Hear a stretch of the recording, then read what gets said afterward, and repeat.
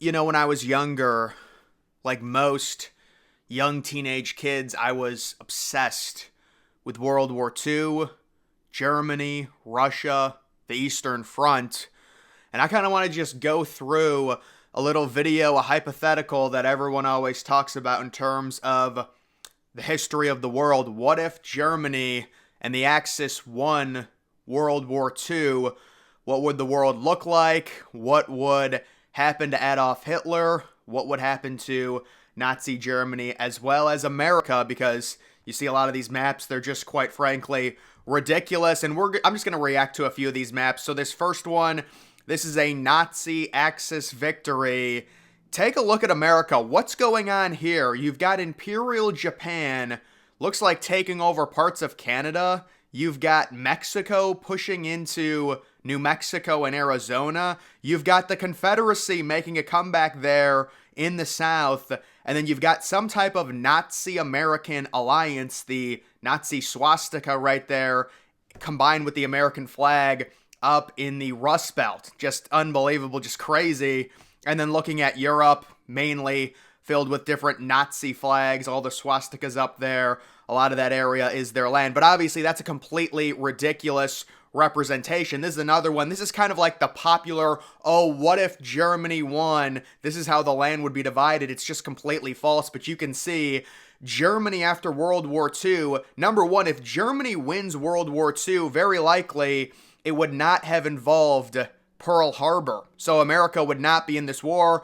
Germany did not want America in this war, obviously. Japan didn't even want the United States in the war. They did Pearl Harbor to try and scare them, and obviously it was a complete miscalculation. But just looking at the United States and how it's divided, you can see Nazi Germany taking up about 3/4 of it. The entire eastern side of the United States in Nazi control. That would never happen. It's not possible. Germany in the 1940s had already overextended their military's capability. There's no invasion of the United States. It's just not possible. Now, why is the United States impossible to invade? Well, two reasons. Number one, even back in the 40s, the United States was a superpower.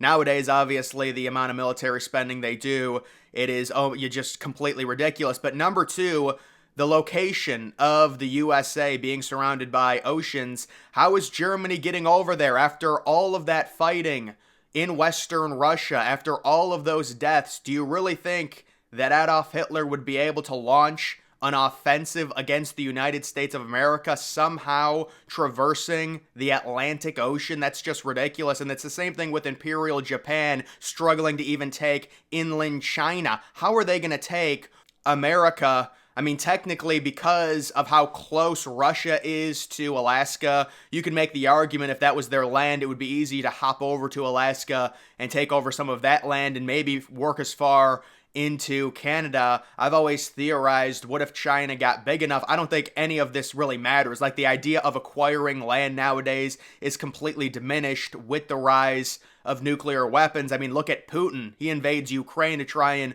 reform at least part of the Soviet Union, and it causes a complete uprising across the world, which isn't surprising because of the nuclear arsenal that many of these countries have. It is inevitable. I think we will at some point blow ourselves up because technology evolves so much faster than human beings. The evolution of humans happens at such a slower pace than technology. The technology that we have will be so great and so powerful, and it already is. We're imperfect people. We elect imperfect people. The democracy systems of government that we have are imperfect, so inevitably we will blow ourselves up. But in general, an ideal invasion of the this isn't about that. I'm not going to talk about that. But just looking at the Russia and how it's split up. So this is another popular theory that Nazi Germany would take the western side of Russia, the more lucrative side in terms of livability. You can take a look at, looks like Imperial Japan governing the eastern side of Russia. A lot of that land is completely uninhabitable. The Nazis were not interested in that land at all. And that's a potential where Nazi Germany probably would have just installed some type of puppet Russian government on the eastern side of Russia and kind of run it that way instead of converging with Imperial Japan to take that over. And then Japan having India and China. That's just ridiculous. There's just no way that would happen. This is maybe a little bit more of an accurate potential plan if Nazi Germany had won World War II. You can see the Nazis get a bunch of land in Western Russia. The Soviet Union operates as a puppet state to Nazi Germany, I would assume. And then there's a Russian state there as well. The United States is completely untouched. Canada is completely untouched as well. The United Mexican States, what even is that? But yeah, that's a little bit more accurate in terms of that.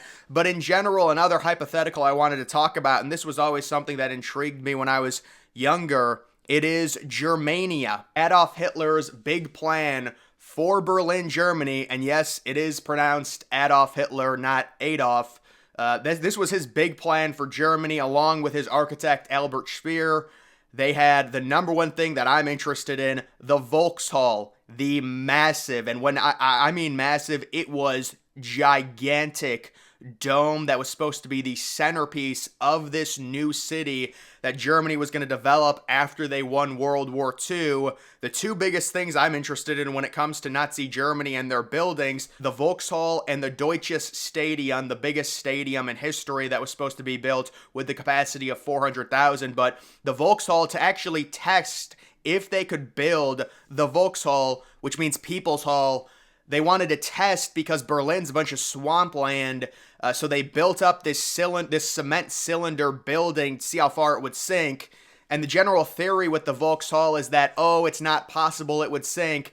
Actually, that's not true at all. Yes, it would sink, but technically there are a lot of buildings right now that are sinking. It just depends what is the rate of the sinking. If they would have built the Volkshall in the late 1940s, it still would be around today, and it wouldn't have sunk or broken or anything like that. It's just a crazy idea, and you can see all the surrounding buildings. I will say, for Hitler's city, it does look very dystopian. It's just, those buildings, there's no skyscrapers or anything like that. They're just kind of all, they definitely had crazy architecture for sure. And the centerpiece there being the Volkshall, the mega dome. It's not translucent, no, but it's just a crazy thing to think about. Another thing to think about when it comes to Nazi Germany possibly winning World War II, and I might do a different video talking about just how far the Nazis pushed into Western Russia, almost all the way to Moscow. There were, people talking that maybe Stalin, this has come out in history, that maybe Stalin was thinking of moving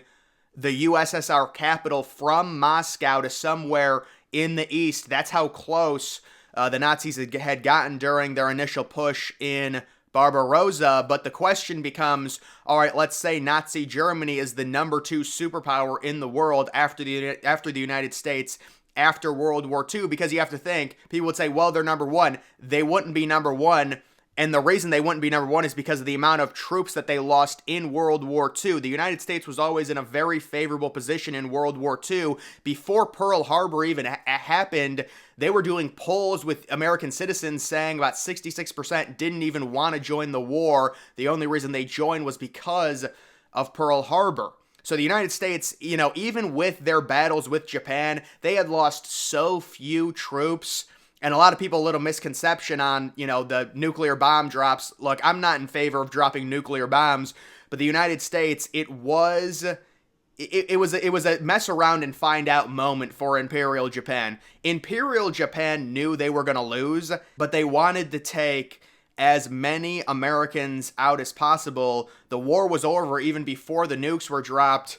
And it came down to a situation, do we really want to send our troops onto all those Japanese islands with their guerrilla warfare? And it would just be a complete mess. You would lose a bunch of troops for nothing. You end up taking it in a land invasion. The nukes saved thousands of American troops. And again, I'm not saying nukes are good or anything like that. I think nowadays, especially with everyone having nukes, or at least the bigger superpowers, it's a big, big problem, because if one gets launched, the other is going to get launched as well. The question is, what happens with the Cold War, right? Do we actually blow ourselves up if Nazi Germany is in charge? I'm going to offer a little bit of a different perspective, because by the time the Cold War comes around, I would imagine Adolf Hitler would already be dead.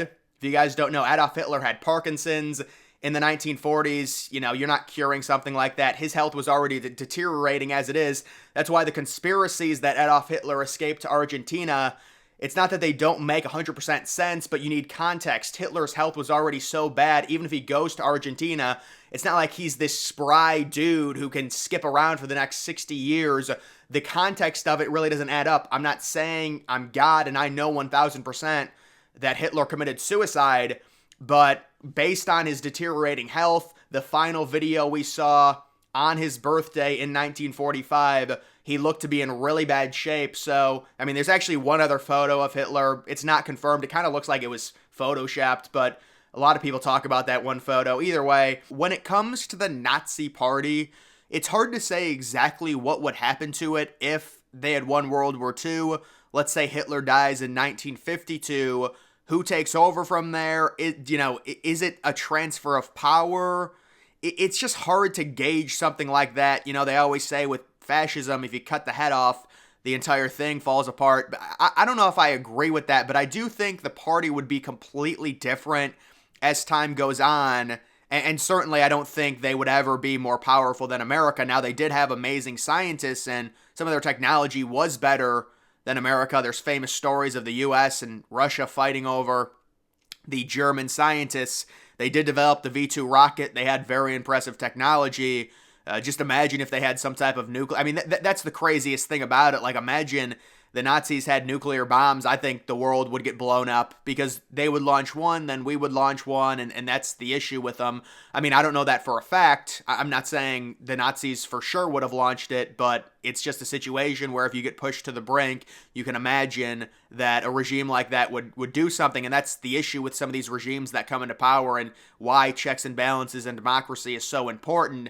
Of course, democracy is very loose with some of these countries, but in the end, I can't say for sure if Nazi Germany wins World War II, what happens, but I do think the depictions of what people think would happen are completely off base, mainly based off of Adolf Hitler's deteriorating health. You're talking about a new leader of the Nazi Party coming to power. Obviously, that person has crazy power over everyone in Germany and that entire government. And also you have to think, we don't know the total technology the Nazis could have had in the 50s, 60s, 70s. Would it just be a Cold War with America? Would it have escalated even further than, what happened with the USSR? Would there be another Cuban Missile Crisis? That's when we were on the brink of possibly a huge issue, a global wide-scale issue. Would it have been escalated with the Nazis instead of the Soviet Union? Those are all questions we can ask ourselves, but certainly it would have been different. And then would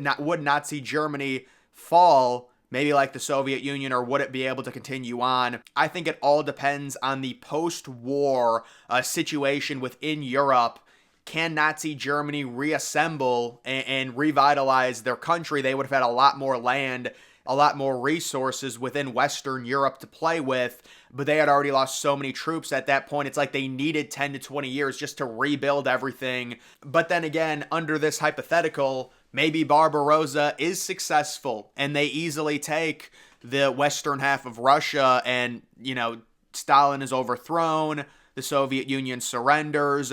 But either way, guys, that's just kind of a hypothetical on Nazi Germany possibly winning World War II, the world being completely different, and possibly the top two superpowers being the United States and Germany, from the time span of 1945 or 1944 through possibly the 80s or maybe even to present day, depending on if Germany would fall or not.